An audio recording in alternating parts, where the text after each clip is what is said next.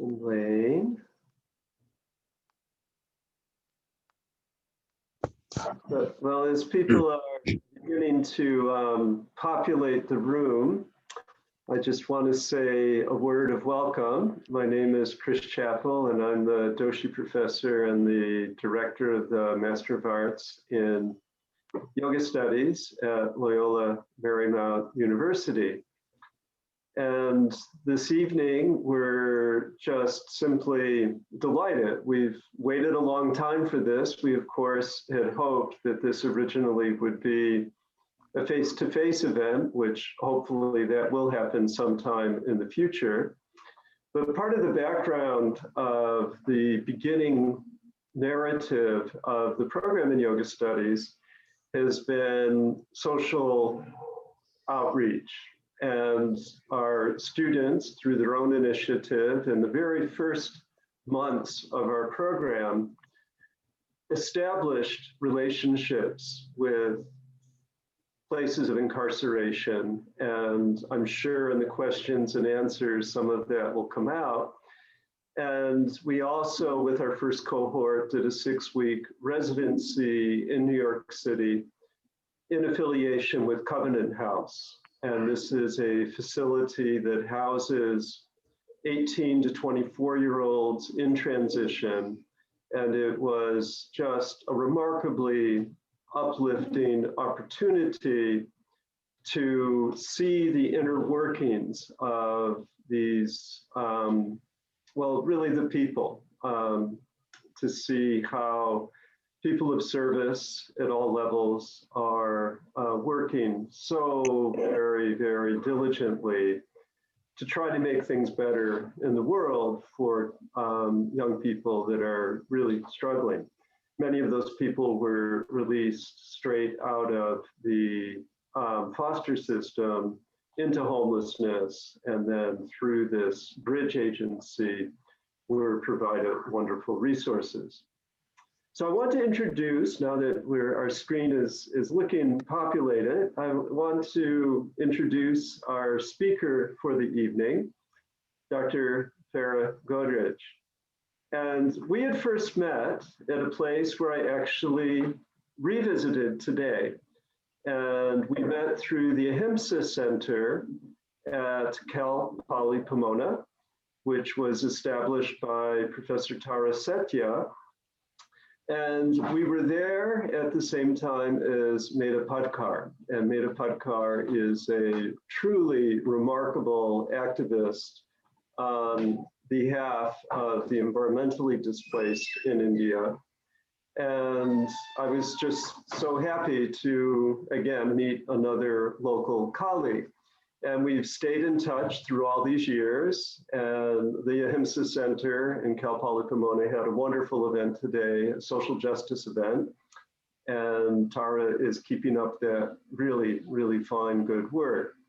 And I also want to introduce Dr. Godrej as a somewhat of a cousin and of all of us, because her PhD is from Georgetown, a Jesuit university. My PhD is from Fordham, a Jesuit university.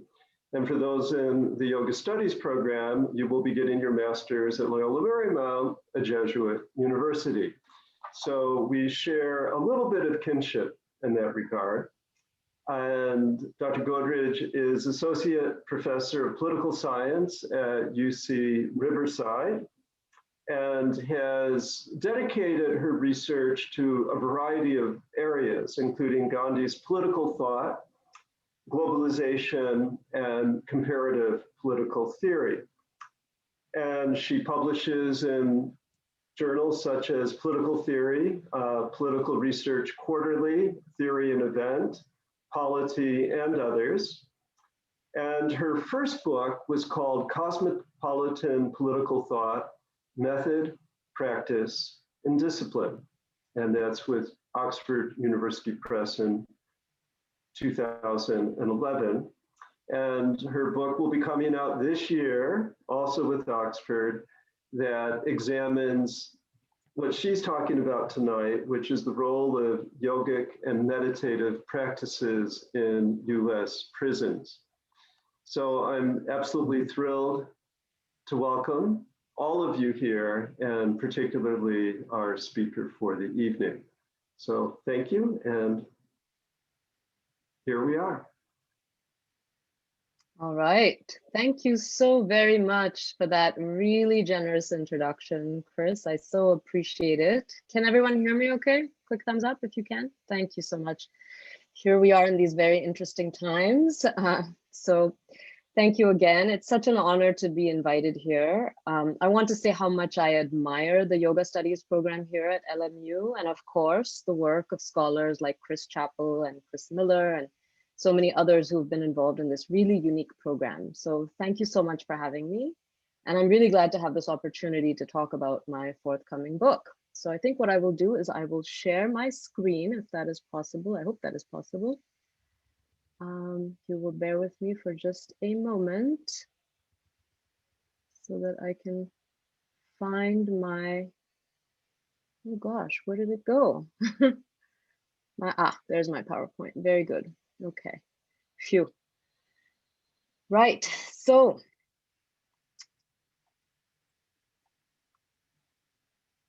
the title of my talk, as you can see, is the same as the title of my forthcoming book, which is Freedom Inside, ? Yoga and Meditation in the Carceral State.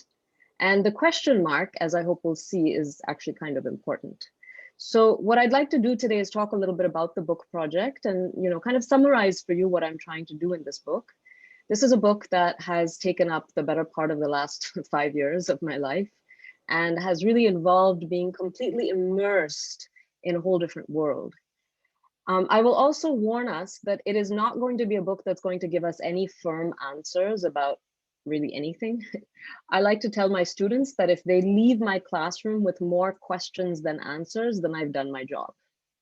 So my research is a little bit like that, right? It's more about raising questions. It's more about asking, right? Getting people to sort of critically inquire, right? And it's very much about thinking about how people interpret and make meaning of the world around them, rather than about giving any, definitive positive conclusions. So with that said, before I jump right into talking about the book, I'd like to begin with a story about 2 different people I interviewed, both of whom had served time in prison. The first person is Lee, someone I interviewed. He was in his early 40s when I spoke with him. He had served over 22 years in prison. And like so many other people who have done time, Lee had described to me an incredibly difficult childhood that was marked by poverty and addiction, trauma, abuse, discrimination, racism, right? All the sort of things we might expect. And he talked about how he joined a gang at the age of 15 and was incarcerated by the age of 17. Lee described to me his transformation while he was in prison, and he attributed this transformation to his meditation practice. And here is what he said. He said, as I got more involved with Buddhism and meditation, I realized I created my own suffering. It's a choice I made that led to all the suffering within myself. I was not accepting responsibility for my poor choices. I was blaming everybody for my suffering, but I had to blame myself. And then he said, oops, sorry. It all comes down to the choices that you make in life. That's what I got out of studying Buddhist philosophy and meditation. The whole 22 years and 6 months, I deserve it and accept it because I used that time wisely to better myself. This is Lee. So now I want to talk about Dylan, who's another person I interviewed. And Dylan is in his late 20s, or was in his late 20s when I spoke with him. He also grew up severely disadvantaged. He was in the foster care system. He bounced in and out of group homes and schools and special education institutions. He eventually began using drugs to cope and ended up serving 5 years on drug-related charges. Now, Dylan offered a very different interpretation of meditation. Meditation practice, Dylan said, teaches us to see our conditioning. It taught me how to think and how to inquire, not just internally, but also externally. He says his practice gave him a moral compass to critique an unjust world. This entire system of mass incarceration clearly causes suffering. Why do we have such long sentences? Why don't we give more leeway to folks who come from really rough backgrounds who didn't have a fighting chance to begin with? Where did I learn that it's okay to get a 10-year sentence for having a bag of cocaine? Now, Dylan also talks about the ways in which his meditation practice inspired nonviolent resistance. He says, I became much less fearful. I would just tell the officers, and here he means the correctional officers, or in common parlance, prison guards. I would just tell the officers, no, that's not fair. You don't have a right to do this. And he's talking here about, right, the sort of any number of sort of unjust, unfair, inhumane forms of treatment that he was subjected to. I wasn't aggressive either. I was just like, no, you're not going to keep pushing me around. The things that used to make me afraid no longer made me tremble in the same way. I would rather go to the hole than compromise my beliefs. And what he's talking about here is that, you know, he was sent to solitary confinement multiple times for resisting in this way, but the hole is a slang for solitary confinement. He said, I would rather go to the hole than compromise my beliefs. So these contrasting perspectives present us with a paradox. In one case, meditative teachings seem to be interpreted as acceptance of one's external circumstances, while in the other, they cause the practitioner to inquire critically into the root of those circumstances. In one case, they seem to entail the belief that one's circumstances, including one's own suffering, are self-created, and in the other case, they inspire sharper and more critical examination of the systemic and collective causes of suffering. And of course, in one case, we see that Lee actually said that he avoided all forms of resistance while he was in prison, whereas Dylan credits his meditation practice with giving him the strength to occasionally undertake nonviolent resistance. So in the introduction to my book, I talk about how the contradictions between these two views have kind of motivated the entire project. I talk about my own personal longstanding training in various different traditions. I talk about the principles of non-reactivity and non-attachment and non-judgment that I trained in, right? To know that life in the material world was transient and illusory, to see suffering as created by our own mind rather than by circumstances, to work on acceptance of external circumstances as the way to release inner suffering. And in yogic philosophy, we see some of these ideas in texts like the Bhagavad Gita and the Yoga Sutras, right? These ideas of inward-oriented spiritual pursuit, like going within, right? Doing one's duty with non-reactive acceptance and working to detach from worldly circumstances. And we also see similar ideas of detachment and acceptance in many different schools of Buddhism. So the question that motivated me was, what about collective suffering? What about inequity and injustice? Are we just supposed to accept those as, you know, part of the fluctuations of life, or even worse, as created by our own minds? Surely injustice exists as a cause of collective suffering in the world, caused by powerful political structures and institutions. No matter how our minds choose to view it, it exists. So what, if anything, can these traditions tell us about balancing non-reactivity and acceptance on the one hand, with perfectly justifiable, legitimate opposition to oppression on the other hand? So these are the questions that led me inside prisons to explore whether these practices could assist deeply vulnerable, deeply marginalized people in navigating and dealing with systemic injustice. Why prisons? So not everyone may consider this obvious, but in my view, the evidence has been incontestable. And many people in the legal and the policy and the academic worlds have now confirmed that mass incarceration in the United States is a patently unjust and unequal system. That's a foundational premise of my book. The United States is referred to as a carceral state. It polices and cages the world's largest prison population of over 2.3 million, while an additional 8 million are on probation or parole or facing deportation or any number of other, right, forms of penal supervision. So whether in absolute numbers or in percentage or proportional terms, the United States holds more people in prisons and jails than any other country by a very long margin. And this includes countries that are thought to be authoritarian, like Russia and China and North Korea, right? Undemocratic regimes. By a long shot, the US is way ahead of all of them. More Americans are incarcerated today than those killed in all the wars in history combined. I just want to let that sit for a moment. More than all the wars in history combined. And of course, in addition to the staggering numbers of people who are incarcerated, which by the way is at a rate 10 times higher than comparable industrialized democracies, the majority of those who are confined and controlled in these institutions are Black, brown, and poor, right? People from poor communities, communities of color, are incarcerated at exponentially higher rates than white populations, which of course automatically diminishes their life chances. And these policies and structures have ripple effects that are intergenerational. 113 million Americans have an immediate family member incarcerated. Think about that, right? And millions of children have at least one parent in detention.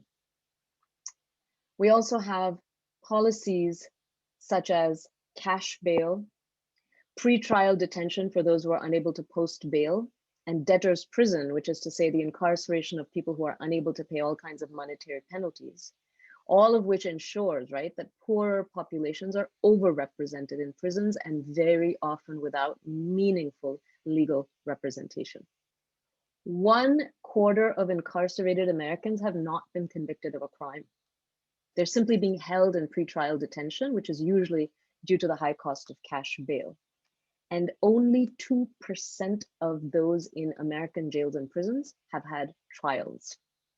Most people are routinely pressured into taking plea bargains through the threat of a longer sentence because the legal apparatus systematically disadvantages defendants. So this vast network of entrenched interests that profit financially from imprisonment, right? Police and correctional officer unions and lobby groups, private prison companies, businesses that supply goods and services to prisons for profit, right? Like food and telephone services and, you know, all kinds of commissary goods. All of these taken together are described as the prison industrial complex, right? A word that is increasingly, I think, circulating in common usage. But of course, the effects of incarceration do not end when one is released from prison, right? These effects extend far beyond and follow people into their lives for years after they are released. Formerly incarcerated people are relegated to a second-class citizenship because they face legalized discrimination in everything from housing to employment and social welfare benefits, all of which makes re-entry into society a virtually impossible task because it ends up guaranteeing pretty much that when people cannot find housing and cannot find employment and cannot feed themselves, right? Because all of these mechanisms are allowed to discriminate against them because of their record, it guarantees that people end up returning to prison. So the political implications of all of this are even more stark because many states either permanently or temporarily disenfranchise people who are currently serving time or have served time on a felony conviction. So these rules, these structural rules and policies, they fundamentally alter the shape of American democracy because they create a permanent underclass who are left to a civil death. And these are not my words, these are the words of Marie Gottschalk, a civil death. That is to say, they are deprived of basic necessities, livelihoods, and citizenship rights. And so this is second-class citizenship for millions of people who are disempowered and alienated and who occupy a subordinate position in the democratic community. So as I became increasingly aware of this biased, unequal system, I began to see that many organizations were offering yoga and meditation programs in prisons. But I was wondering, how exactly were these practices being taught to people in this incredibly vulnerable and marginalized position? How do yoga and meditation enter into the prison context? One concern is that yoga and meditation, these traditions might promote a kind of political passivity, right? If they're taught as a palliative tool to accept and cope and comply with this miserably unjust existence, that they can end up being a recipe for the continuation of unjust power structures. Why should we worry about this? In the recent past, we've seen the emergence of a whole slew of commentaries. An entire body of literature has emerged from scholars and practitioners who have started to express a great deal of concern about how these traditions are being taught, particularly in the West, not just in the West, but particularly in the West. We can call this, broadly speaking, and I use this term as a very quick shorthand. There's literature on McMindfulness, right? And McYoga. McYoga is not actually a word, I think, that's been used, but McMindfulness is definitely a word that's in circulation, right? And I'm using these as a very, very quick and dirty shorthand to describe a big body of literature by scholars and practitioners who are very concerned, right, that people who are bringing these practices, who are teaching these practices in the West, are overemphasizing the inward, private, individualized aspects of these teachings, which can encourage us to see all misfortune as largely of our own making, meanwhile ignoring or downplaying the systemic and collective causes of suffering. Several leading critics have asserted that meditation in the West has become a banal form of spirituality that avoids topics like social and political transformation and instead reinforces the status quo. Corporations and governments and militaries and all these other powerful institutions have co-opted these practices as techniques for social control and pacification. So what does that mean? So for instance, mindfulness is being taught to corporate employees for greater productivity and adaptation to stressful workplace conditions. But nobody wants to acknowledge the deeply unequal economic structures that have created these stressful conditions in the first place. Or as another example, meditation is being taught to students in inner city public schools, at-risk youth, right, to make them more calm and more disciplined. But there's no critical inquiry into structures like race and class and socioeconomic disadvantage and so many other political and social factors which serve as the very source of people's stress, right? And similar claims have been made about yoga, right? Because it encourages practitioners to see everything in terms of one's private thoughts and behaviors, while tolerating discomfort in outer circumstances, its philosophy can end up supporting dominant or unjust political arrangements, even if this is unintentional, right? So these practices and traditions can end up in the role of sort of being an apologist for this worldview called neoliberalism. So what do I mean by neoliberalism? Sorry, I'm having a slight screen malfunction here. Neoliberalism is a worldview that insists on individual choice and behavior as a catch-all solution to everything. It takes the logic of the market and it applies it to everything. Namely, if individuals behave correctly, then all collective issues will sort themselves out. And this is a kind of view that ends up giving power structures the excuse for maintaining an unequal status quo while putting the entire burden of change on individuals. And an example that I like to use to describe neoliberalism is this message that we keep hearing, especially nowadays, that in the face of environmental degradation and climate change, individuals should take responsibility for recycling and conserving water and consuming more mindfully in order to save the environment. But this is an argument that assigns all the responsibility to individuals and masks the role of governments and corporations, which use energy at exponentially higher rates than private individuals and which wield far more systemic power. So the concern is that in the same way, these practices, yogic meditative practices, may cause everyone to just look inward while ignoring or masking or obscuring the collective systemic sources of stress.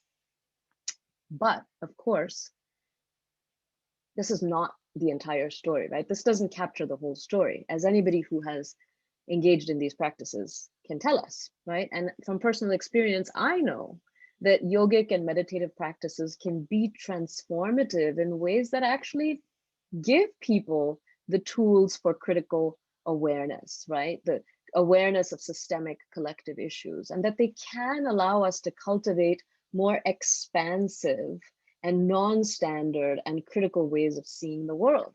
And I know this mainly as a student of Gandhi, right? In my scholarship and reading and studying of Gandhi, I have come to see that this apolitical or passive approach is not complete, right? Because from Gandhi, I have discovered that being a practitioner of yoga or meditation is not exclusive with critique or activism. And in fact, for Gandhi, spiritual pursuit necessarily required contemplating injustice. And not only did it require contemplating injustice, it requires us to act politically in response to injustice. And not only does it require us to act politically, Gandhi requires us to act assertively and disruptively in response to injustice, of course, non-violently, right? So Gandhi is not alone in this. Many modern interpreters of these traditions have echoed his ideas, and they have shown us that acceptance does not equal passivity, and that these techniques for internal calm and internal peace can also allow for acting upon justifiable anger. So the question that drives my book is, how do these self-disciplining practices work when they're taught inside an unjust system? Could they encourage incarcerated practitioners to internalize and comply with this idea that improving yourself is the only appropriate response to systemic injustice? Or could they prove disruptive to mass incarceration if incarcerated practitioners can develop more nuanced forms of self-improvement that don't just accept, right, that everything is their fault, but can also produce a kind of non-conformist and critical way of responding and challenging this logic? So again, not just me and how I can improve myself, but thinking critically about how suffering is collectively caused. These are the questions that motivated me to undertake this inquiry, that led me to take my own practice inside prisons and to investigate how yoga and meditation are being taught to those who are punished and caged and controlled by this deeply unjust system. So how did I do this? Well, between August of 2016 and March of 2020, I volunteered with organizations that were offering yoga and meditation in local prisons and jails. I was fully immersed in these volunteer communities. I learned about how their members were teaching these practices to incarcerated persons by doing the work myself. I became involved in the leadership of some of these organizations eventually. I attended many different organizational trainings. I learned about yoga and meditation programs at different local incarceration facilities, both prisons and jails, and their relationships to local prison administrations. I also found myself very much immersed in the logistical landscape of prison life, doing yoga and meditating with incarcerated students, getting to know many of them very well, engaging them in conversation, learning how they interpreted these principles. And because of my involvement with these organizations and the connections that they created, I was given the very rare opportunity to conduct an officially approved ethnography, a participant observation project inside one facility. And my network of relationships that I created also allowed me to produce over 60 in-depth interviews with both prison volunteers and formerly incarcerated practitioners. So much of the book is based on all of this academic research that I conducted, but it is also based a great deal on my personal experiences of volunteer work. So it includes personal narrative, autobiography, and in one case, a collaboration and a co-authored piece of writing with two of my incarcerated yoga students. So that's the setup for the book. What I want to do now in the time that I have remaining is to very, very briefly highlight some of the research results and the key findings in the main chapters. But I want to preface this by saying that it is very, very difficult in such a short period of time to fully describe a 300-page book that took me 5 years to write. So anything that I could say today is really just barely going to be the tip of the iceberg. And I'm afraid I won't be able to do justice to some of the real nuance and complexity that I've uncovered in my work. I can and really just barely hint at the broad outlines. So we can think of today's talk as a kind of a teaser or a trailer, or if you like, a shameless attempt at marketing in the hope that it'll get you hooked enough to actually get the book when it comes out, hopefully later this year. So what have I learned in my research? The first thing I've learned is that prisons are places where inequality and subordination are taught and learned and reproduced. Prisons have an educational function. Their educational function is to reinforce the second-class citizenship of many of its inhabitants. How does it do this? One of the most insidious things about the prison system is that it teaches the logic of individual responsibility, despite well-documented disparities that show that race and socioeconomic status have far more to do with who ends up being incarcerated.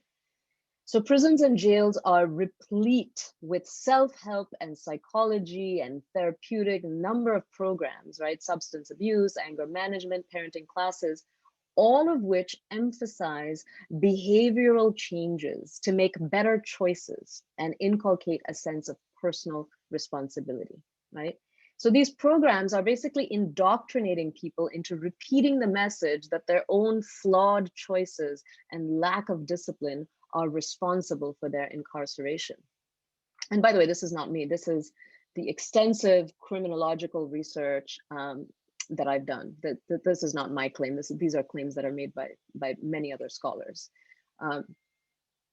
Any attempt to point to structural or systemic inequity like race or poverty is considered evidence of resistance to rehabilitation and can lead to negative assessments by prison staff, which in turn affect chances for early release and parole. So as a result, what ends up happening is that many incarcerated persons become amenable to the prison's psychological and therapeutic interventions, and they adopt the prison's view of themselves as diseased or flawed, and they recast their life story in a way that emphasizes their own moral blameworthiness. And so for this reason, scholars tell us, and again, this is criminological scholarship, this is not me. Scholars tell us that many self-help and therapeutic programs in prisons function to keep the already excluded in their place. And what this means is that they're all treading water on this cycle, right? The cycle of being sent to prison because they're already marginalized and disadvantaged in the first place. Then they're set up to fail upon their release because of all the legalized exclusion and discrimination they face, all of which virtually guarantees them returning to prison. And the whole time they have to learn to parrot the message of their own flaws because they're being forced to deny the existence of systemic oppression. One scholar has called this the relentless beating of the personal responsibility drum in prisons, right? And what that does is it ensures that people who are cycling in and out of prisons are so weary that they end up in a posture of accommodation, right? They're focused on accepting the status quo and just simply learning to navigate it better, right? Because they're facing down a system that is designed to ensure their repeated return to prison. It's a compliance born of weariness. And here I want to quote from one of my interviewees, Sandra, who says, "Some people are just going to end up saying, it is all my fault. There's nothing I can do about it." And they leave more disempowered than when they came in. Maybe I just better go along with it and be done with it. You just keep your head down.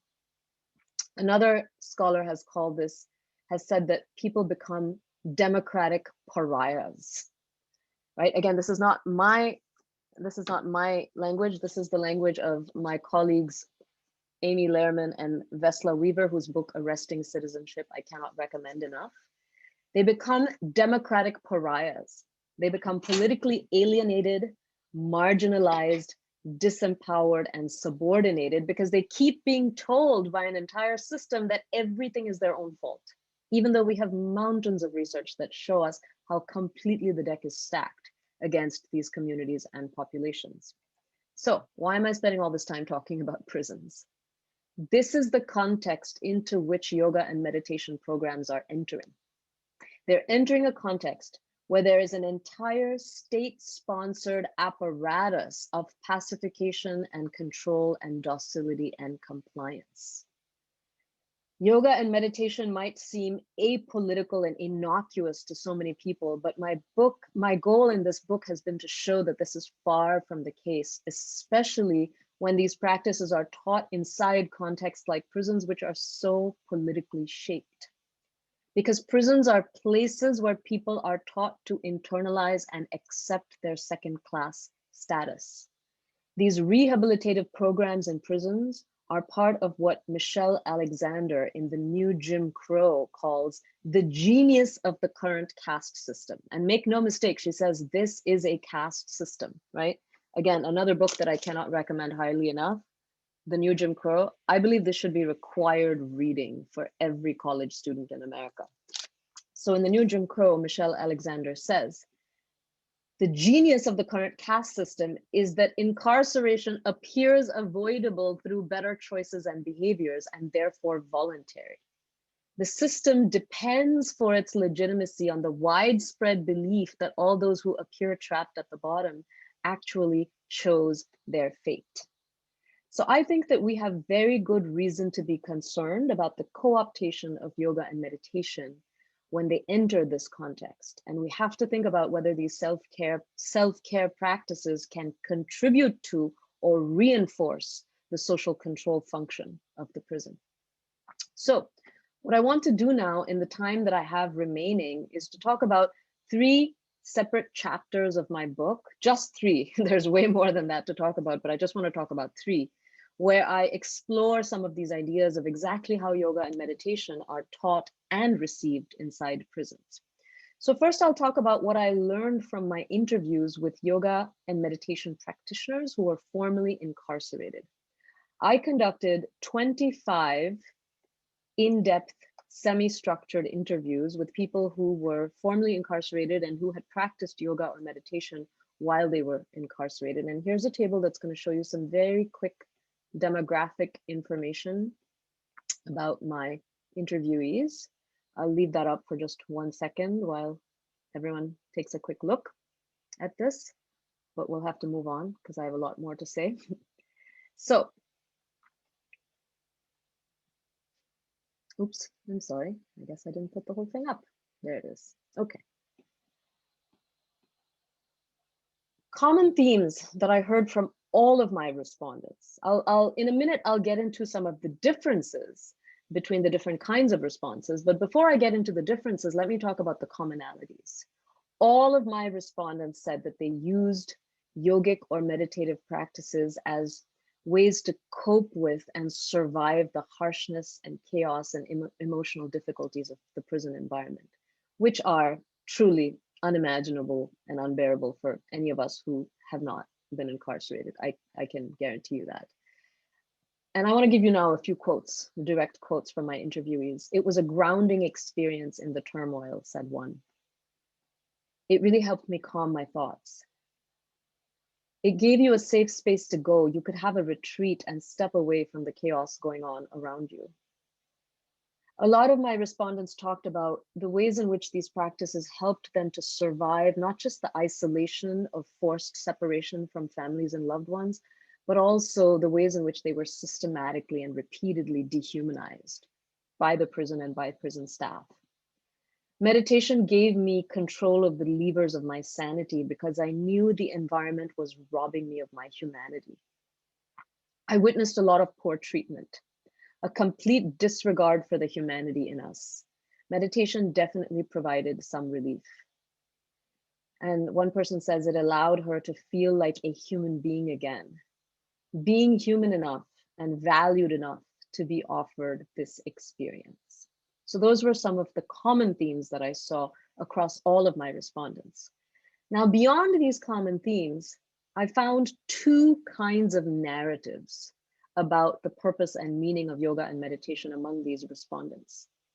15 of the 25 respondents, which was a majority, offered the first narrative, what I'll call narrative number 1. And I'm just using these as, again, a kind of a shorthand, right?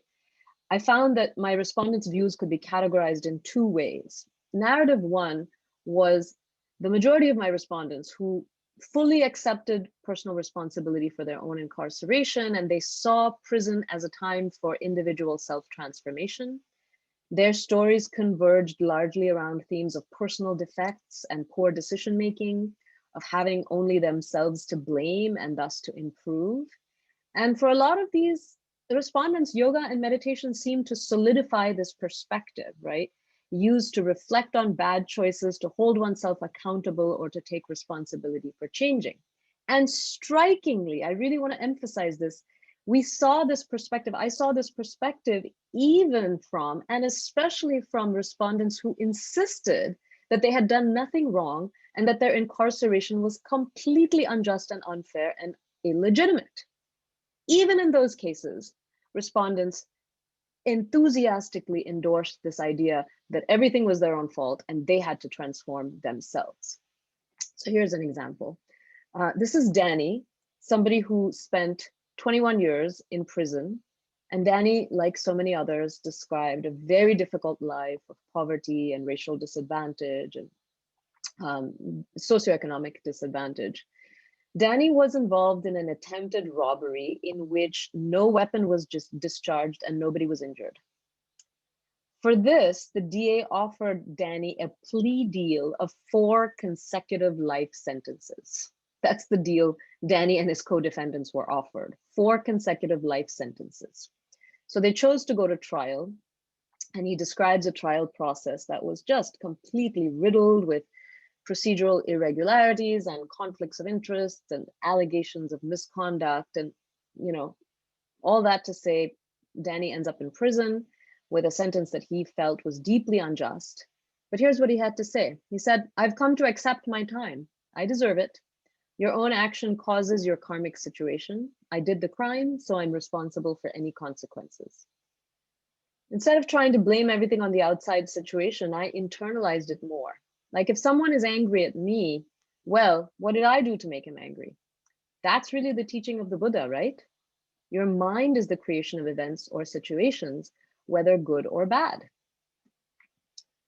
I also want to share the words of Benjamin, another person I spent a great deal of time talking to. Benjamin is an African-American man in his 50s. He was very detailed in describing the tremendous injustice of his incarceration. He was emphatic that he had done nothing wrong, that he had been set up by the police, and that there was severe police misconduct in setting him up. And yet, he says, if people would just look within instead of outwardly, I never thought the answer was within me. And now, after studying meditation, I know it is. I know that what I've been doing for so many years was the wrong direction I was taking. Meditation has transformed me. From before I went to prison to where I'm at today, it's night and day, right? So again, this idea of, he offers such an extensive critique of the injustice of his own incarceration, but then meditation is a way for him to transform himself from the wrong direction he was taking. Alex, another person who described growing up in a very, very disadvantaged and underprivileged background. He was incarcerated because he was trying to retrieve some of his own property from a former rental residence, and he had to go in through a window because he didn't have the key, and he was charged with breaking and entering. And because he had a prior conviction on his record, he was threatened by prosecutors with a life sentence, right? You perhaps know that, the 3 strikes and you're out, thanks to Bill Clinton, means that, you can go away for life on any charge if it's your 3rd strike. So Alex says, I got unjustly charged and sentenced. But in the same breath, in the same conversation, he talks about his character defects. He talks about how he has to change things about himself. He says, everything has a consequence. I manned up to it and accepted responsibility for my actions. So that's narrative number 1, right? Narrative 2, the second group of respondents were a minority of 10 respondents who held very different views about incarceration in general and their own incarceration. And I'll just let Sean here speak for this group of respondents, because I think it's just better if you hear directly from the people I spoke with. So Sean is an African-American man, also in his 50s, who has spent almost 33 years incarcerated and has practiced both yoga and meditation while Incarcerated. And here's what he says. He says, how can the system not be held responsible for creating an environment that makes it almost implausible for an individual not to have contact with law enforcement and statistically wind up in jail or prison if you come from socioeconomically depressed communities and you're a person of color? I got caught in a mousetrap. It was set up to be like this. I also want to share with you the words of Sandra, somebody else I have spent a great deal of time speaking with. She is an African-American woman who also has detailed a life of poverty and homelessness and racism and abuse, physical abuse, sexual abuse, emotional abuse.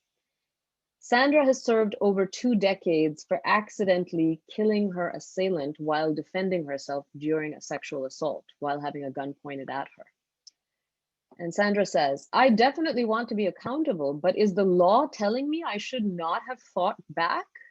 Should I have taken the bullet so that I'd be more believable? Where was the law when I was getting beat, having cigarette burns on me, when I was raped, when I filed multiple restraining orders? And the one time I fight back, it's my fault? It just seems like more victim blaming. So this is the second narrative, right? Where these respondents hold extremely resistant views and they refuse to accept the prison's narrative that they alone are responsible, right? Because they're pointing to flaws in social and political arrangements. These respondents also tell us that the notion of therapeutic incarceration, they say, is a myth. Dylan says, in prison, personal responsibility is the language that you're taught to use. I was drinking the Kool-Aid, that indoctrination that we all got. You can begin to internalize the idea that these programs are here to rehabilitate you. It's all your own fault if you're having a tough time. And when you try to tell people, they're like, no, my life's fine. I deserve what I got. Now, among this group, many people talked about the ways in which yoga and meditation actually allowed for them to have a more critical perspective on these issues, on systemic injustice. So Emil is somebody I spent a great deal of time speaking with, and he said, it made me see, and here he's talking about his yoga and meditation practice, it made me see more clearly, understanding the complexity and seeing incarceration as a systemic problem, realizing that the system is messed up. All the programs encourage you to ignore the systemic level and think it's all my fault. Instead, my meditations just shifted my viewpoint. They helped me understand what had happened to me because I had enough distance and could detach from the immediate feelings. These respondents in this second group, the second narrative, also talked about the concerns they had that yoga and meditation can really reinforce passivity among people. Emil says, initially, it really resonated with me, this idea of, I put myself here, I deserve this. We're coming to fix you, there's something wrong with you. The docility that it can create is rather sad and tragic. Chloe says, the basic premises of acceptance of the moment and of your lot in life and everything being transient, all this does seem to reinforce the concept that we should just accept incarceration. And Dylan says, injustice is often not taught in yoga or meditation.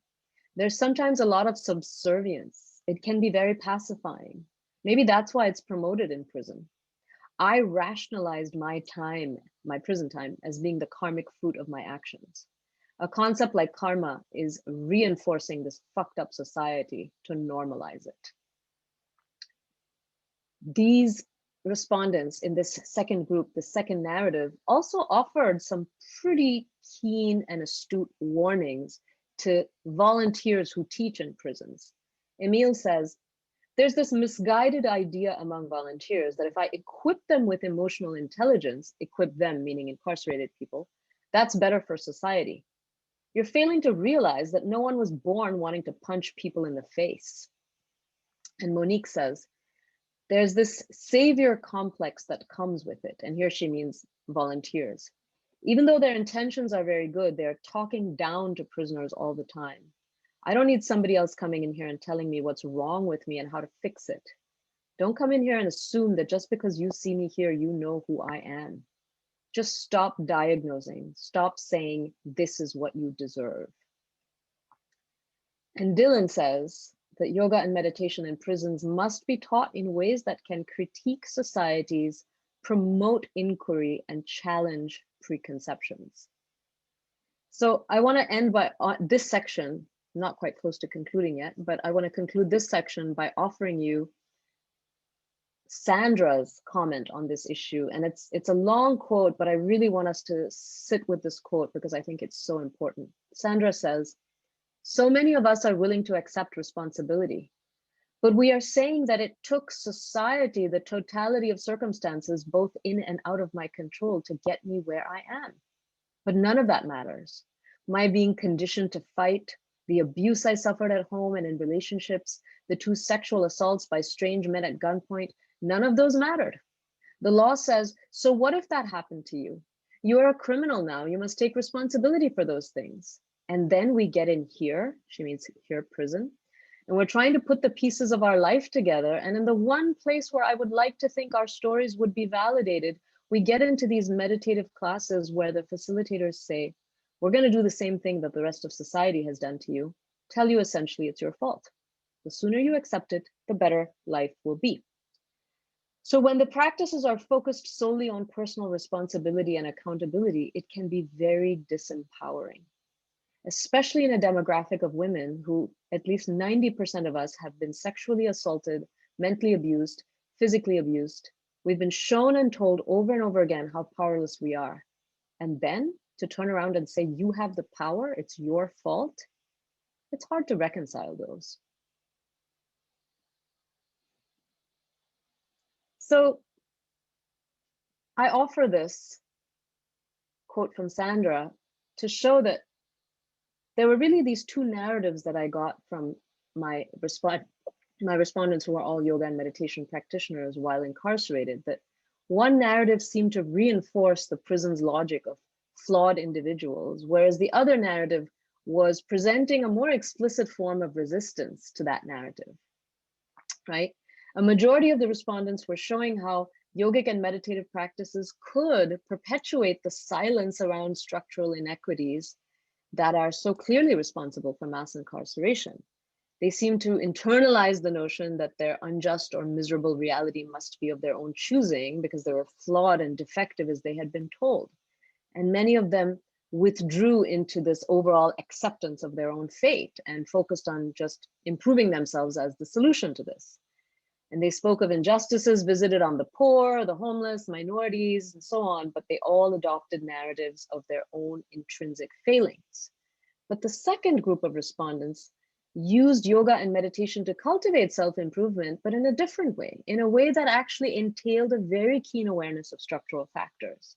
They rejected the prison's logic, right? This logic of you're here because you made choices, so learn to improve yourself if you want your freedom, right? And they actually described a different kind of freedom, a freedom in which their self-improvement was actually an act of resistance to an oppressive system. So in this second group, they had a much more oppositional or resistant consciousness. So now I want to talk about another chapter, which is interviews with volunteers, people who volunteered inside prisons, like myself. So I interviewed 36 fellow volunteer yoga or meditation instructors. And again, here is a very quick snapshot of the demographics. You will see at a very quick glance that the overwhelming majority of my respondents were white and female. So what did I learn from these interviews, right? I found that the response to why teach yoga or meditation in prisons, why people were doing what they were doing, there were 2 kinds of responses. The predominant narrative, again, what I'm going to call the first narrative, was this idea that we teach yoga and meditation in prisons to make prisoners better and reduce crime, right? This idea that incarcerated people can improve themselves through better choices and more personal responsibility, and that social and political change requires inner change by individuals. So here's one representative quote from this group. This is Shankar, who's a monk who teaches, he's a Buddhist monk who teaches in prisons. And he says, yoga and meditation reform the incarcerated person to become a better human being. People who go to prison, they're doing all those bad things. If somebody can teach them, show them the path. This is Mason, who says, yoga and mindfulness practices serve as a behavioral rehabilitative aid for prisoners, self-control, impulse control, opportunity for personal transformation. And here are some other representative quotes: staying out of trouble, calming down, controlling their reactions, becoming accountable to themselves and their community, giving them an opportunity to reflect on their habits and behavior, being less impulsive. If people aren't going back to jail, it's because they're starting new and better practices. They're actually just taking responsibility for their lives. And a lot of stereotyping among this group. Yoga is such a marvelous way of taking a broken, undisciplined individual who hasn't been properly parented and giving them some guidance. Some of them are like little puppies at the pound. We want to go in and socialize them. I swear I'm not making this up. This is a real quote from an actual interview. Here's another one. It's great to feel good that we're helping people, even if someone is evil or an animal or unevolved. Again, I am not making this up. Actual, true interview excerpt. So the second narrative I found among the volunteers I interviewed was very different.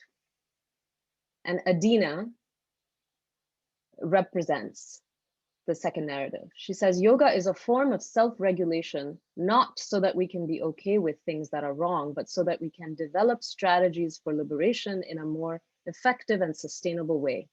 If we have just stopped with tolerating discomfort, we become a tool for keeping people down. Morgan says, yoga utilized as a political vehicle, something that could stir the pot a little bit, that would engage in more feelings of rights and awareness, more subversive feelings. So a lot of these volunteers in this second group rejected the standardized views of rehabilitation in prisons. Morgan said, I'm not sure that they needed rehabilitation as much as they need support. The things that got you in there, such as prostitution and drug use, were not things that you had control over because you didn't get choices. Given a different set of situations, they wouldn't necessarily have found themselves there. And Keisha says, if you're not really addressing the deeper cause, then you're only putting in place another form of oppression. It may be a nice oppression, but it's still oppression. Jackson, one of the interviewees in this group, offered this analogy. He said, the idea that you can make a slave happy on a plantation, you can make a slave on a plantation happier, but he's still a slave on a plantation. We're just teaching them how to deal with their anxiety or their anger, so they're feeling better and they're less likely to come back to prison because they've been able to deal with their stress. But they haven't necessarily been able to understand and respond to the collective causes of what's going on. So the slave doesn't necessarily want to ask tough questions about slavery to a point of revolt. If I was letting somebody overblame themselves, or if someone started speaking out about collective issues and I didn't support that, I would feel like it was problematic. And Morgan says, I don't feel good about making a population who's just resigned to their fate. I don't want to add to that blind compliance, that slavery. And Julia says, true yoga is not just a tranquilizer. The goal of yoga is not to become more docile, it's to speak your truth, not making people just accept their circumstances. A few people in this group actually had some real issues with mainstream yoga and meditation culture. Nora said, North American yoga culture is largely uninformed about social and political issues and not deeply interested in them. Social and political education are not part of mainstream yoga training. Yoga culture has a tendency to think of yoga as something apolitical.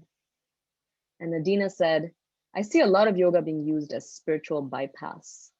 Yogic ideas such as everything happens for a reason, or that's their karma. Apolitical and anti-intellectual yoga culture with not a lot of critical thinking, just these fluffy ideas about the world where we don't have to confront ourselves too much. And Jade says, it's beyond being unconscious. It's not even on their radar. I don't know that they see the connection between yoga or meditation and political issues in the first place. How many people have they harmed by not having that lens? So again, these are the two narratives that I found among the volunteers I interviewed, right? The first narrative was this idea that teaching yoga and meditation in prisons is all about changing people, right? changing people as a way to change society, as though if we simply change people, then we can change society, right? The idea that we get people to look within for answers to problems, and a lot of pathologizing of students as criminal or undisciplined or childlike or unevolved. The second narrative tells us that simply making individuals better does not equal social justice, right? And this narrative, the respondents in this group were more interested in combining self-discipline with an awareness of inequity and tools to challenge inequity. They were interested in encouraging a subversive and oppositional consciousness among their students. So really quickly before I conclude, I want to talk about one final piece, which is a collaboration and a co-authorship that I did with two of my incarcerated students. I had the tremendous privilege of working with a very small group of incarcerated women who were studying yogic philosophy.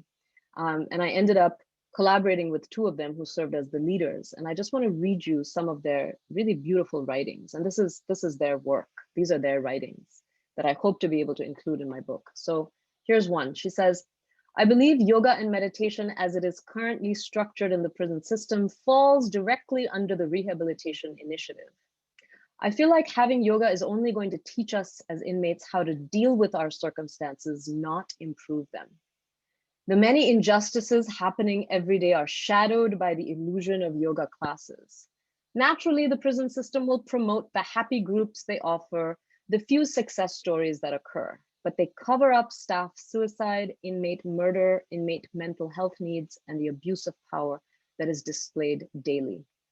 Yoga can be shallowly practiced and runs the risk of feeding into the illusion. I've seen this before. The system has brainwashed people so deeply that they believe the prison system is here to help. Stockholm syndrome at its finest. In this case, yoga becomes an aspirin, just lifting the pain temporarily, maybe just long enough to make it to dinner. Yoga remains a band-aid.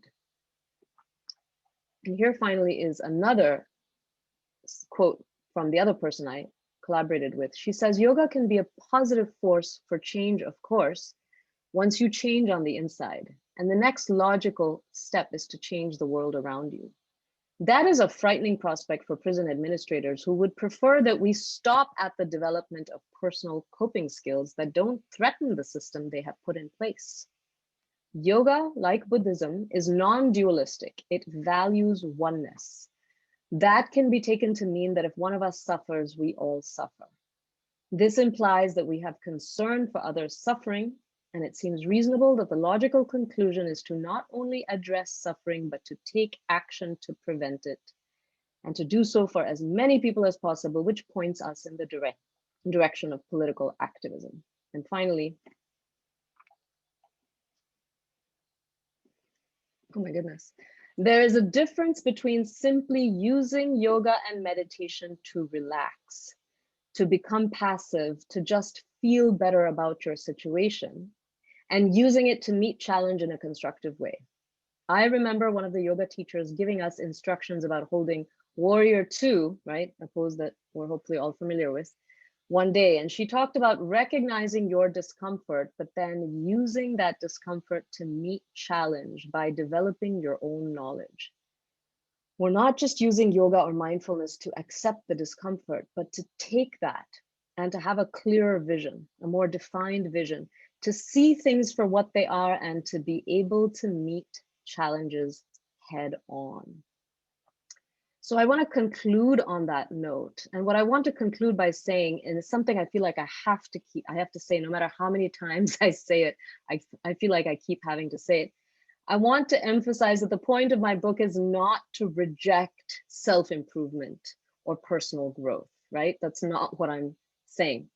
Because advocating for systemic change does not preclude promoting individual growth. But what I do want to ask is that we all consider what kind of growth and what kind of transformation we want to see among people who are forced to live in prisons, right? So this is not a book about whether or not yoga or meditation should be taught in prisons, because there's little doubt that everyone can benefit from the change and the personal growth and the self-improvement that these practices offer. So the question is not whether anyone should have to take responsibility for personal growth and change, but Growth and change and self-improvement are deeply compromised when they occur under coercive conditions, where the only available options are to accept a narrowly defined version of your life narrative, right? So instead, we can think about whether the concept of responsibility that's being taught to incarcerated persons can be made richer and more robust and more meaningful. So this is a book about how those who are exploring these more expansive forms of self-improvement are really asserting their own agency.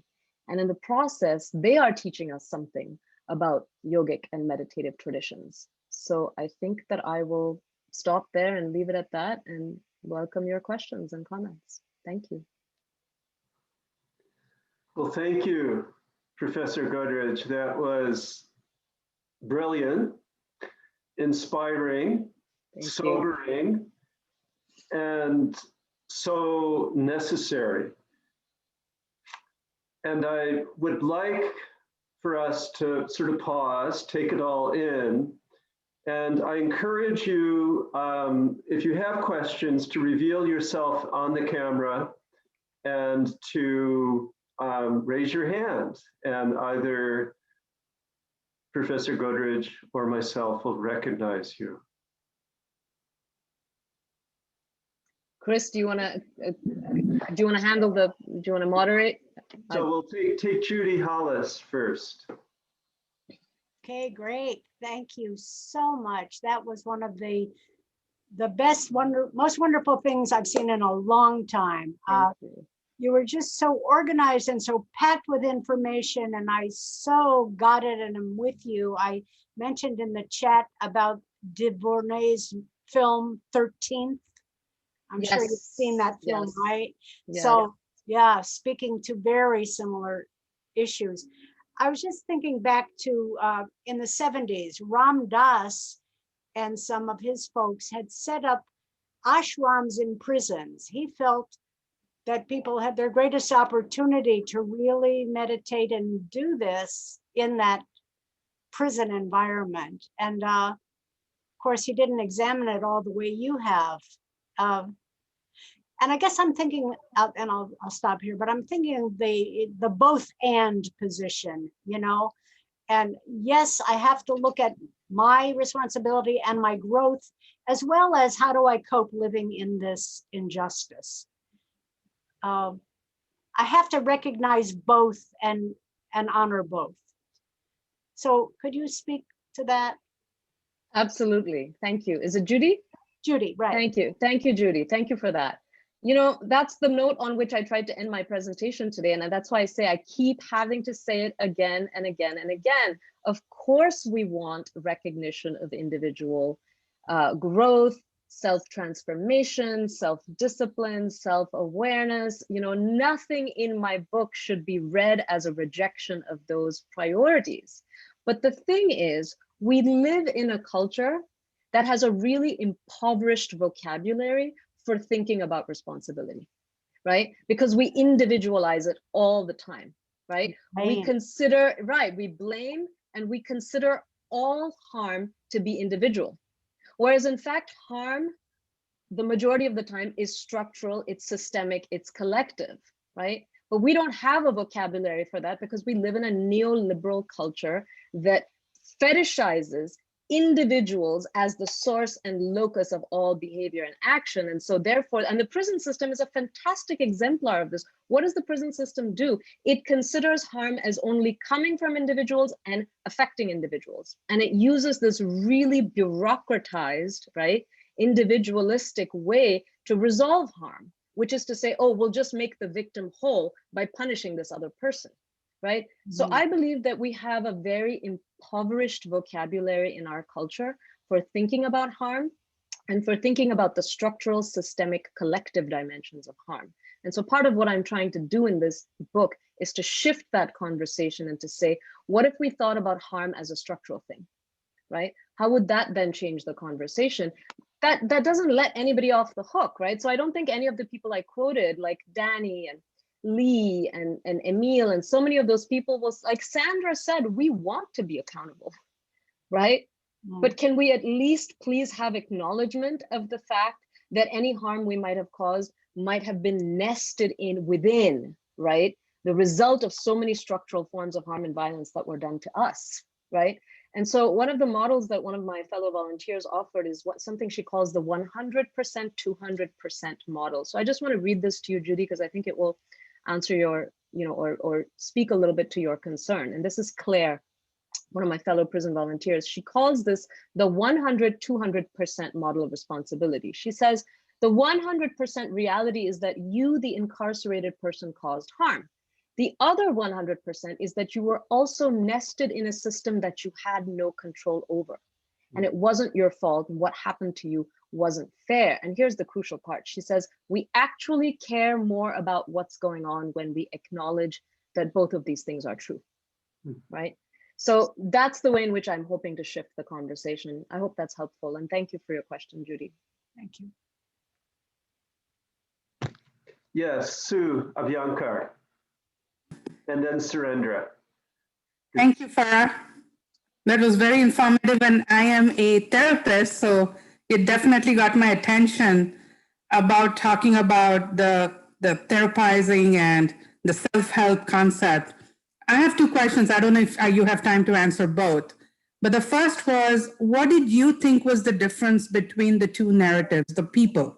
Why is it that some of them became passive and accepted responsibility, this is my fate, while the others felt empowered to take a stand? Is it personality? That's what I would like you to address if you can. And secondly, were the prison guards and the prison administration interested in themselves learning how to do yoga and meditation? Great, thank you for your questions. Is it Sue? Yes. Thank you so much. Thank you for your questions. Beautiful questions. Thank you. I'll try to do justice to both of them, but I see some other hands up, so let's make sure that everyone has a chance. In short, your first question was, what made some people more passive and other people more likely to be oppositional or resistant? This is a great question, and I speculate a little bit about it in my book, but I don't have any, again, definitive answers, because I think causality is a very complex, I mean, as a therapist and a scientist, you know, right? Causality is a very complex thing to try to sort out. And I'm not trying to do causality in this book. And in fact, I don't even claim that it's yoga or meditation that makes somebody passive or that causes somebody, right, to be oppositional. I don't think we can make that claim. We can just see patterns. What are the things that might cause one person to be more passive versus another? Well, race, gender, right? Race, gender, socioeconomic background. The vast majority of my formerly incarcerated interviewees came from deeply, deeply disadvantaged backgrounds, but a few of them didn't. A few of them had more education than others, right? So education can be something that causes someone to think more critically than someone else, right? Race, gender plays into all of this. Some of them had extensive political education while they were in prison, believe it or not. And this is unusual, it's not the norm, but there are certain prisons where political education happens more, right? So maybe they learned some of those more oppositional or resistant principles in other prison programs and then brought it to bear, right? So I think there's any number of sort of intervening variables that can account for the difference between why somebody ends up in this narrative versus that one. So that's one, one set of things to think about. Second question, you said, were prison staff, in other words, correctional officers and civilian staff, because there's two kinds of staff in prisons, right? There are correctional officers who go up the military chain of command, and there are civilians who tend to be, counselors or therapists like yourself or other administrators. The short answer is, for the most part, no. There was one prison where a volunteer group that I was involved with actually taught a yoga class. We actually co-taught collectively a yoga class to a group of correctional officers. And they all kind of sweated and grunted and moaned and groaned their way through it and came up to us at the end and said, man, that was really tough. We didn't think it was going to be that tough. And they seemed, for the most part, pretty game and pretty on board, but that was an anomaly. It was an exception. For the most part, they sort of would look at us like, what are you guys doing here, right? And of course, there are a lot of cultural assumptions and presumptions about yoga, which I can talk about. But the short answer is no, not really. But thank you for your questions. I appreciate it. Okay, Surendra, you have to unmute. And then I see a couple of hands. I see a couple of people with raised hands in their boxes too. Okay, so we'll do Surendra, and then I'll let you take the next ones. Professor Godrej, I really appreciate your bringing up these wonderful points. Thank you. And my question is very similar to what Sue has mentioned. The second question, have you got a chance to interview the civil as well as the chain of command people as to what they think based on what they spoke to their inmates, the inmates there? And what was their reaction, if you did? Thank you. Is it Surendra? Thank you so Yes. much for your question. It's a great question. There are sections of my book that I devote to this topic. I'll try to summarize it, relatively quickly without going on too long about it. But the short answer is that it's very, very, very, very, very, very, very difficult to get any kind of authorization to do any kind of research inside prisons.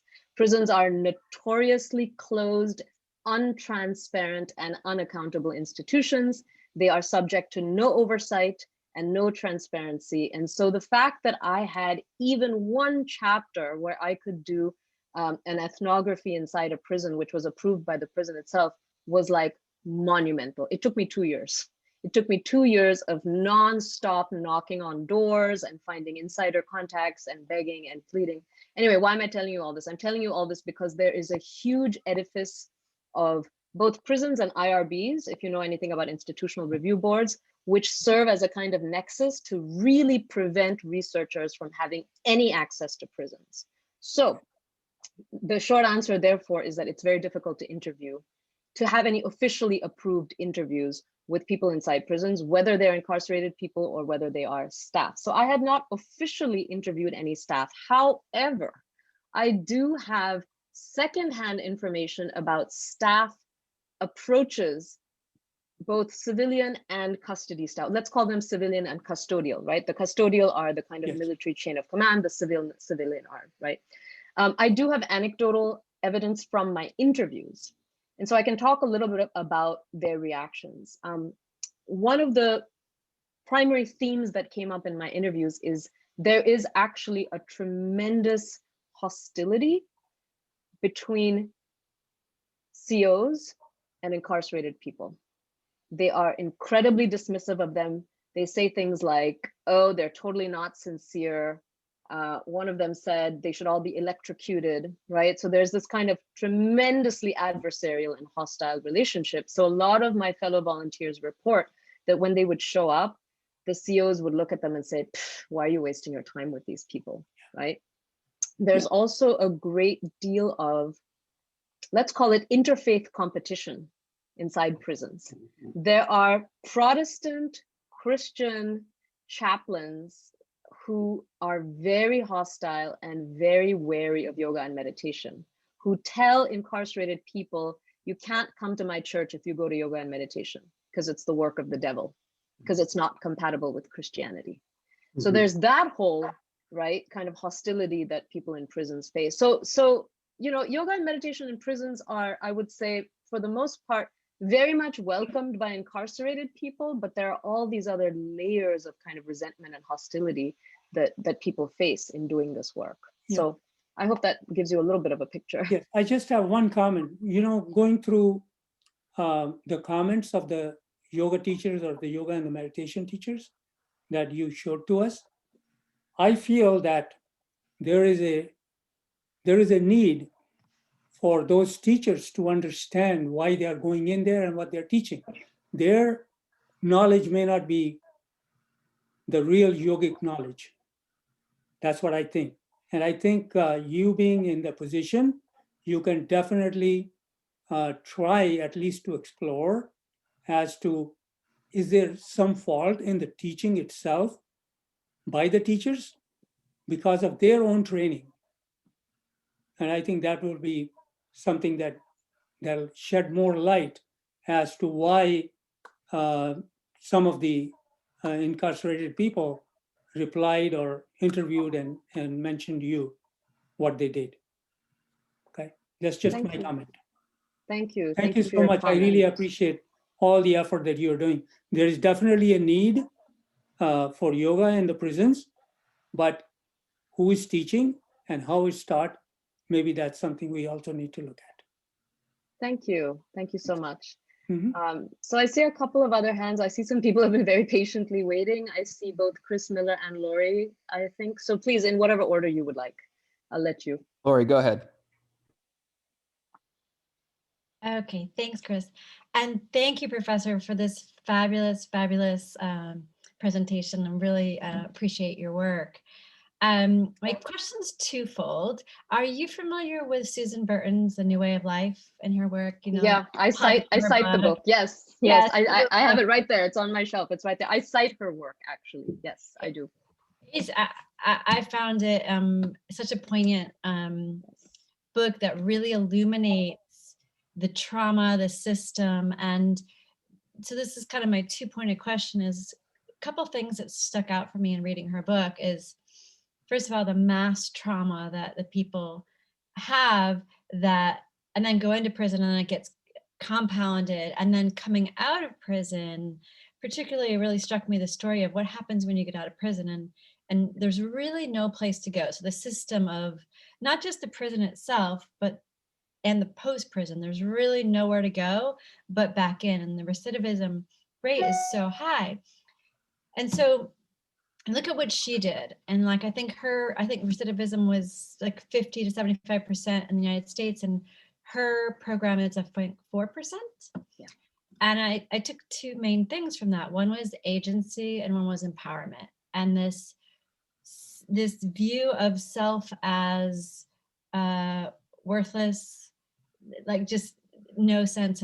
And so to me, it's that yoga has that potential of reestablishing I am worthy, right? I deserve this self. That's the essence, right? That's right. And so my question, so there's a series on prisons around the world. Have you seen this TV series? No, what is this? There's a TV series that goes into prisons all around the world to show different prison systems. And for example, one of the episodes was a prison in Greenland, dramatically different from what the prisons are like here. I mean, they cook their own food and it's just a completely different system. So my question is, recognizing that Susan has done this incredible work despite such systemic issues, and she's succeeding really well.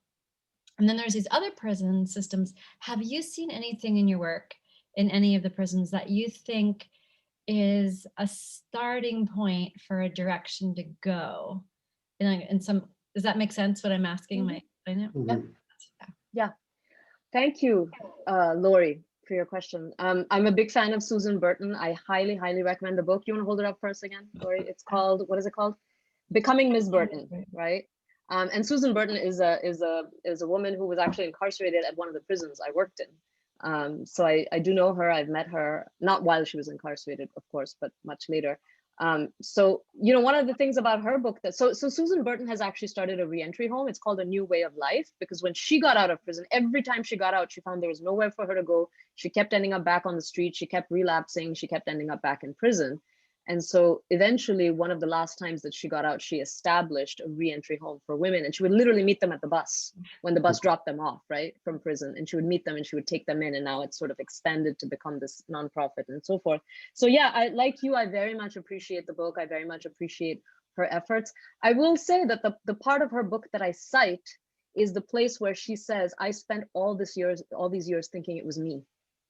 I thought it was me. I thought it was my fault. I thought there was something wrong with me. And that's why I kept ending up back in prison. And I didn't realize until I connected with other activists, right? And there's a whole segment of the book towards the end where she talks about connecting with other activists. That's when I realized it's the system, right? That me improving myself can only go so far. So I really do appreciate those parts of her book. So your larger question was, is there anything I have seen in prisons that can serve as a starting point, right? That can kind of give us a way forward. And I would say that it depends greatly. I have seen, you know, very, very isolated instances of what I think can be really good critical subversive work being done inside prisons, but it has to be done with a volunteer who has tremendous political consciousness, right? And it has to be done in conversation. And this is the thing that's most difficult to pull off inside prisons, is having a space for people to get together and talk and do political education together. That's what's really difficult, because prisons don't want that, right? And I was extremely fortunate to be able to do that with two of my students. And Ida Unger, who is here, knows as much as I do about that prison and that particular group, because Ida was also, intimately involved in that group. So I will say that from my perspective, the thing that matters the most is having volunteers who have a kind of political sensitivity and attunement, and who have the opportunity and ability to engage incarcerated persons in conversation and do political thinking and political education together. To me, that's crucial. If you're not doing that, then I'm sorry, forget it. Like literally just forget it. Like if you're not doing that, then you are not thinking about the ways in which you are colluding with and complicit with the system. But the thing is, that's very, very difficult to do. It's very difficult to find the time and space to have those engagements. So even while I say, if you're not doing that, forget it, I also kind of recognize that it's very, very difficult to do that, because prisons don't want you to do that, right? But I have seen those isolated instances. And if I had my way, if I were king of the world, that's what everybody would be doing inside prisons, if that makes any sense. Thank you. And I think it extends beyond prison, right? It's the before, it's the after, it's the whole thing. Yes. Thank you. Yes. Thank you. It is. Thank you. We could certainly have a whole other conversation about, is it possible for prisons to be humane? That's a whole other conversation. But we'll leave it at that for now. Thank you. Thank you so much, Lori. Chris and then Sandra. Sure, yes. Thank you so much for your excellent presentation. I'm going to add your book to our syllabus for modern yoga class. You've answered a lot of what I was thinking about, and my question is sort of related to Lori's in the sense that it seems to me that and my students ask me this is why I'm asking you, and you've kind of given an answer. They ask for, okay, now that I know this, how do I teach yoga in the incarceral system? And my response to them is typically like, well, you can't just go charging in there talking about warrior asceticism, because we read like William Pinch's work on yogi warriors and how that's also a tradition and you don't have to be docile. And we read Gandhi, but if you take that attitude into the prison, it seems to me that you lose your job fairly quickly if you were too radical and you try to radicalize the prisoners, right? And then my other sort of related question to that is, so I don't know if you have any response to that beyond what you've already said, but my other question is how is some of the discourse overlapping with trends that are already in yoga texts, which you sort of alluded to, but I'm thinking of like the Bhagavad Gita right now, right? Karma, you mentioned, dharma, that comes out of a highly politicized text that is so socially and historically situated that there are some universals that carry over that make it a very good book to create docility. So I'm curious if you address that in your book or anything like that. Thank you. Thanks, Chris. Great questions, of course. To your first point, absolutely. Anybody who's doing political education inside prisons better be under the radar, right? And Ida is here, and Ida can attest, right, to all the ways in which, she and I have thought very carefully about these issues together. But here's the thing, right? I want to quote again from Claire, right, who's the person who gave us the 100%, 200% quote that I recently gave you, right? And she says, if you're going to do this work, you have to think of yourself as a resource for the destruction of mass incarceration. Like that's the attitude you have to take inside with you. That's the key.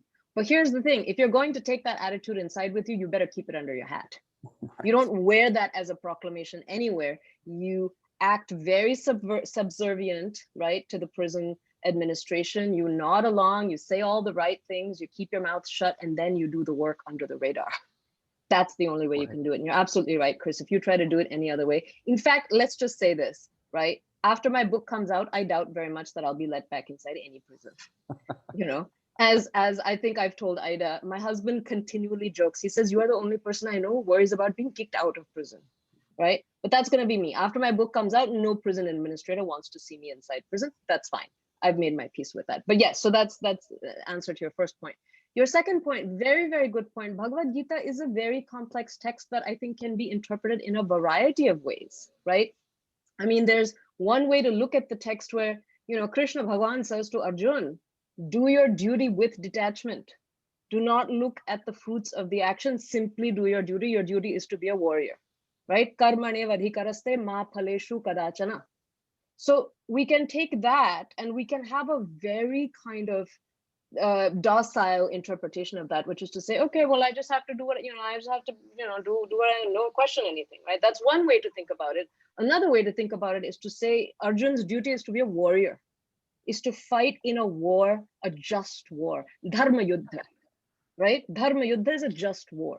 So if you interpret it that way, right, then it gives you a pretty different interpretation of what your dharma is, right, as a yogi.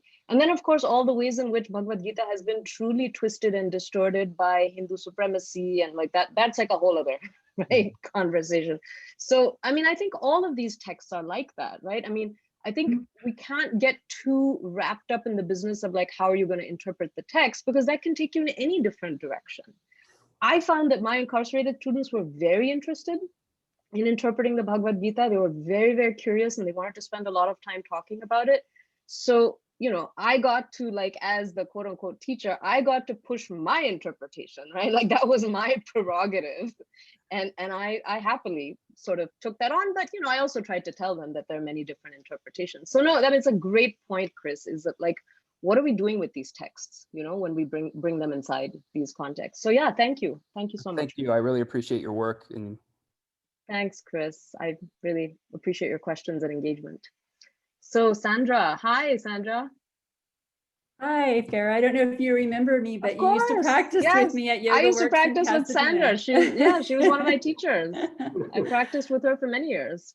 Yeah, and I wanted to say that thank you for recommending, you had made a recommendation to me to pursue teaching in prison, and that I did go through all the training, and it took 6 months to get approval, like clearance to teach in LA County. And then I went through the training by the sheriff's department. And then a week later, the pandemic hit and we haven't been able to go into the prisons at all. Right. But one of the things that I realized in going through the training and being with other teachers is when you talk about how important it is that teachers, that how they approach teaching in prison, all of the teachers that I trained with were really new teachers. Like they had just graduated from a 200-hour training. And because at least with the organization I was working with, it's all voluntary, right? So I think that, in some ways I see this as being a huge problem. And I know that the organization that I'm working with, and the pay doesn't matter to me, but they kept saying like, oh my God, you're one of the most experienced teachers. And I'm not that experienced, but in comparison to others. So we have these like brand new teachers going into prisons teaching. What I also learned is that most of the prisoners are, many have injuries. They're not, they have a lot of physical ailments. There's trauma. So you have to teach in such a, very specific, very kind of intuitive way. So anyway, I just see that as being one of the problems. And I don't know if that was your experience. Your book should probably be reading for anybody who ever wants to teach in prison, but it seems like a very specialized skill. Thank you. Yeah, Sandra, thank you so much for that comment. I think the short answer is to say that teaching in prisons is a very specialized skill. And, again, I'm going to remind everybody that Ida Unger is here, and she's, the founder of a prison yoga program, a long-standing, decade-old prison yoga program, and one that I, worked with. And I think it's absolutely true, Sandra. Oh, shoot, where did you go? Sorry, it's very disorienting. People keep moving around. It's like you're here now and you're somewhere else. Okay, I found you. You're absolutely right, Sandra, that I think that teaching in prisons is a very specific kind of skill. But I will say this, I think it's very, very important to think about the kind of training that is given to volunteers who are about to enter prisons, because I think that training can serve as a kind of political messaging. And I did not get very much training going into prisons, right? What you do get is a training by the prison itself. And I give you one guess as to what you find out in that training. Oh, you find out that all incarcerated people are really bad. and you should be really cautious of them, and they're all out to manipulate you. I mean, that's what the prison teaches you, but there's no countervailing message. You need a countervailing message by the volunteer organization that's sending you into the prison to say, hey, what sense are we going to make of these messages that we just got by the prison? How do we deconstruct them? Do we believe them wholesale? Do we swallow them? How do we make sense of this, right? Because there's political messaging and education happening at every point. There's political education happening, Sandra, when you have to fill out that form that says, have you ever engaged in any civil disobedience? I give you one guess what answer you're supposed to put. No, right? Well, that delayed my application. Exactly. It was huge. Did you put yes? I had to put yes. Oh my God. And I Oh because God. I said it's, Right? Satya, I didn't want to lie. You should have asked me. I would have told you to lie. It did delay and I did a big explanation about, civil disobedience. I'm amazed they gave you clearance. I am amazed you got clearance after saying that you had been involved in civil disobedience. That is astounding to me that you got clearance at all. I think that's probably why it took 6 months. But I mean, the fact that they gave it to you is astounding. But like to your that's point about right. the training from the sheriff's department, I was terrified. After I had that training, I was terrified to walk into a prison, and I really reconsidered whether I wanted to do this or not. It's designed, right? I mean, it's designed to make you think that prisons are full of wild-eyed criminals who are just waiting for an opportunity to stab you, rape you, assault you. I mean, this is so much popular discourse and stereotyping, right, around incarcerated persons. And if there's one thing I took away from my 4 years, and Ida, I'm sure, can attest likewise, is that has no bearing on reality, frankly, given the kind of people that I ended up working with and, forging bonds with. I mean, of course, there are people who have caused harm. I don't want to say that nobody has caused harm, but this idea that even if you have caused harm, that you somehow always remain this wild-eyed criminal who can never be anything but the person who has caused harm. I mean, I really reject that, based on my work with incarcerated people. So yeah, you're absolutely right, Sandra. I mean, the political messaging and the education begins from the time you fill out your application, right? And it continues throughout. So I think what we need is a kind of countervailing, counter messaging that happens by the organizations that are training volunteers to say, how do we make sense of this messaging and how do we deconstruct it, if that makes any sense? Thanks for your question. Thank you. Serenity.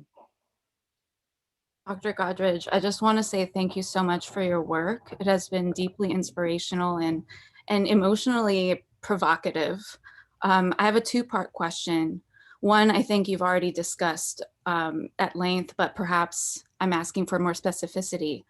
As a volunteer that has gone into prison to teach as well, I've noticed that there are many limitations on what can be said and what can be expressed in a yoga asana environment, especially under the observation of COs and people that are very watchful of every behavior that you make. Are there certain words, are there certain ways of communicating in those kinds of environments that kind of illustrate the true message and the intention of the yoga practice? That's my first part of the question. And then the second is, once inmates kind of come into the realization that it is not their own personal responsibility that is the cause for their circumstance, but rather the systemic injustices and oppression and many other myriad of reasons why they're there, I imagine that they experience a lot of anger, a lot of suffering that comes up. And in an environment that's already full of suffering, full of anger, how can we as yoga teachers help them cope with their anger when anger is met with such resistance, with such powerful figures that do not support those kinds of subversive or powerful emotions that are very human and yet are not accepted in those environments?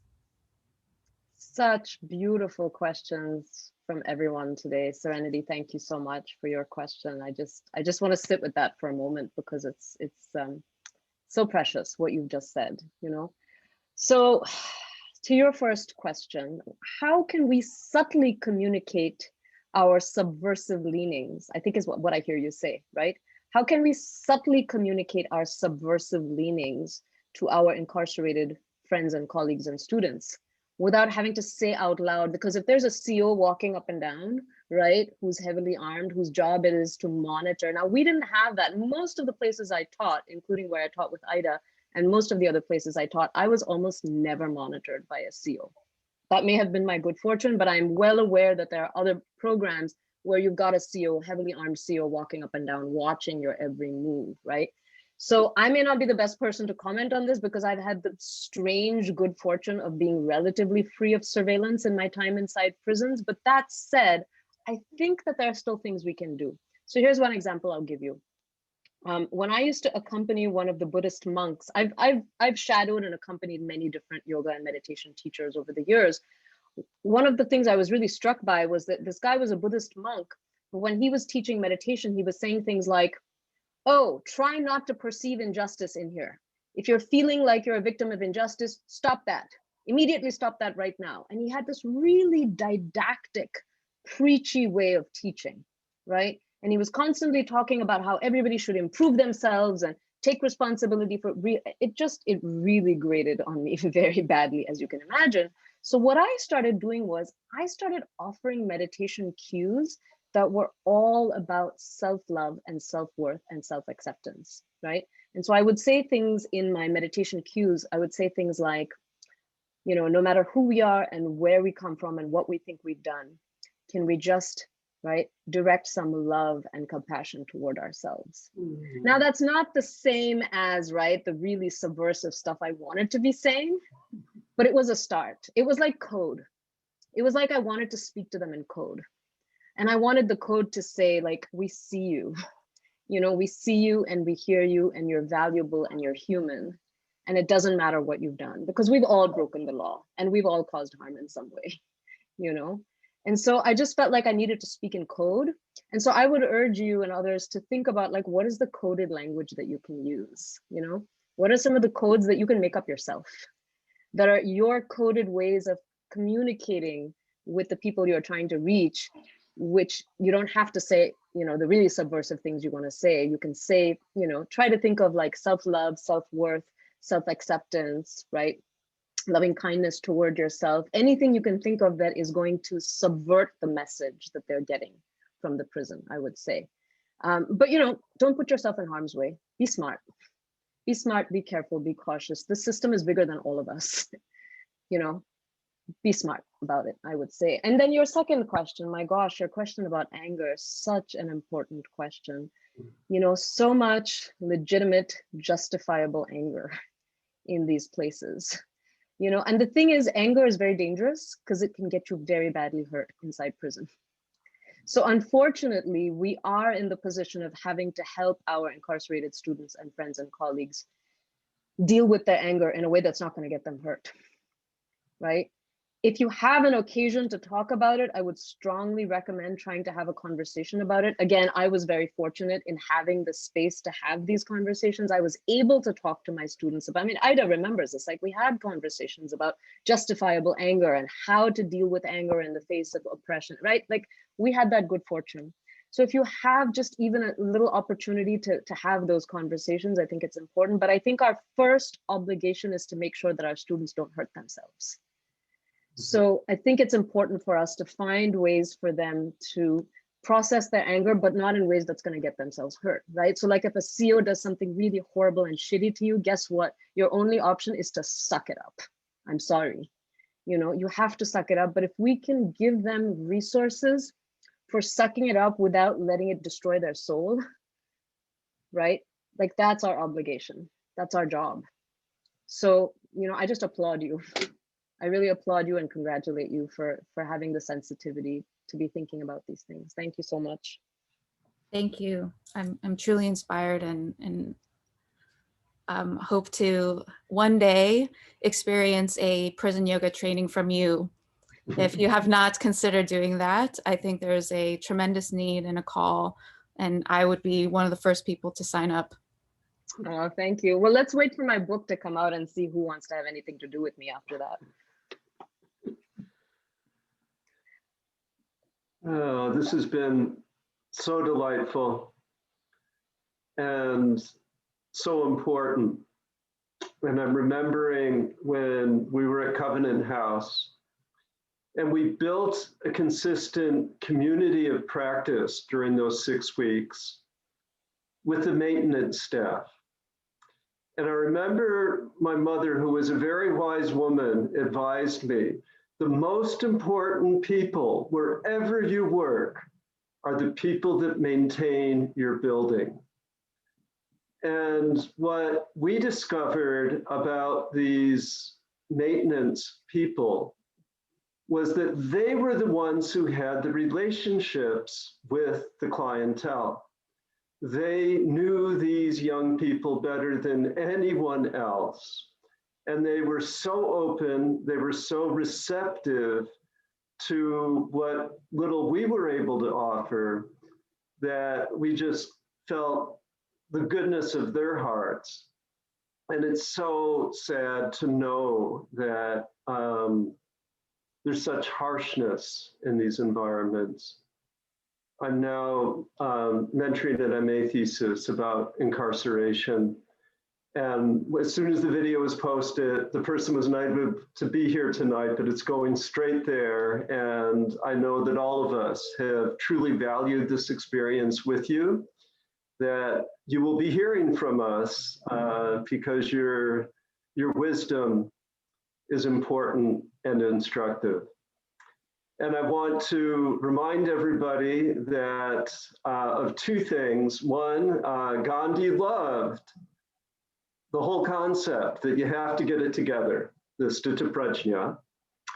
And second, that Glenn Smiley, the great nonviolence trainer who worked with James Lawson, who spent a lot of time in India, said, nonviolence doesn't mean you're passive. Nonviolence means do the unexpected. And you have done that. And our hats go off to you. Namaste. Thank you so much, everyone. Thank you.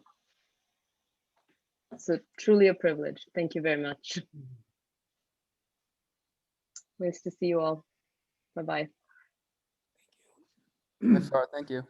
Thank you Thank all you. for being here.